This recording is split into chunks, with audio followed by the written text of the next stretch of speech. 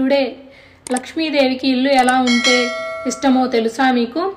ఈ చిన్ని కథ ద్వారా తెలుసుకుందాము. ఒకసారి లక్ష్మీదేవి ఒక వ్యక్తిపై కోపగించుకొని ఈ ఇంటి నుండి వెళ్ళిపోతున్నాను, ఇక మీ ఇంటికి దరిద్ర దేవత రాబోతుంది, కాకపోతే నీకో వరం ఇవ్వదలుచుకున్నాను, అడుగు అని అంటుంది. అప్పుడు ఆ వ్యక్తి లక్ష్మీదేవితో ఇలా అంటాడు, అమ్మా, నీవు వెళుతుంటే ఆపే శక్తి నాకు లేదు, అలాగే దరిద్ర దేవత వస్తుంటే ఆపే శక్తి అంతకన్నా లేదు.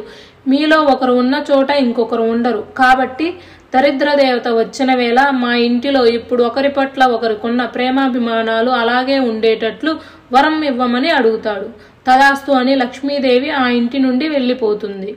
కొన్ని రోజుల తర్వాత ఇంటిలో వంట చేస్తున్న ఆ వ్యక్తి భార్య కూరలో ఉప్పు కారం సమపాలలో వేయమని కోడళ్లకు చెప్పి గుడికిపోతుంది.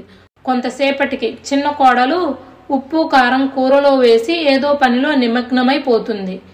ఇంకొంతసేపటికి పెద్ద కోడలు వచ్చి కూరలో ఉప్పు వేశారో లేదో అని అనుమానం వచ్చి తను కూడా ఆ కూరను తగినంత ఉప్పు వేసి వేరే పనిలో పడిపోతుంది. ఇంతలో అత్తగారు వచ్చి కోడళ్ళు ఇద్దరు తమ పనిలో పడి ఉప్పు వేశారో లేదో అని తాను కొంత వేస్తుంది. మధ్యాహ్నం ఆ వ్యక్తి భోజనం చేసే సమయంలో కూరలో ఉప్పు ఎక్కువైందని గ్రహించి దరిద్ర దేవత ఇంటిలోనికి ప్రవేశించిందని తెలుసుకుంటాడు. ఏమీ మాట్లాడకుండా తిని లేస్తాడు. కొంతసేపటికి ఆ వ్యక్తి పెద్ద కొడుకు కూడా భోజన సమయంలో ఉప్పు ఎక్కువైందని గ్రహించి నాన్నగారు తిన్నారా అని భార్యను అడుగుతాడు. తిన్నారు అని చెప్తుంది. దానితో నాన్న ఏమీ అనకుండా తిన్నాడు, నేనెందుకు అనాలి అని ఏమీ మాట్లాడకుండా తను తిని లేస్తాడు.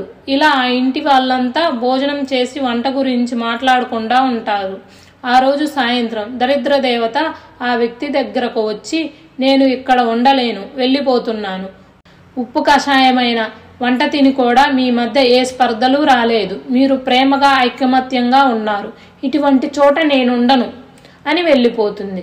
దరిద్ర దేవత వెళ్ళిపోవటంతో ఆ ఇంట మళ్ళీ లక్ష్మీదేవి నివాసం ఏర్పరచుకుంటుంది. కనుక ఏ ఇంటిలో ప్రేమ ఆప్యాయతలు మరియు శాంతి కలకలలాడుతూ ఉంటాయో ఆ ఇల్లు లక్ష్మీ నివాసం అవుతుంది.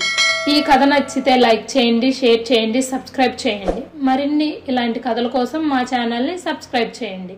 Thank you for listening.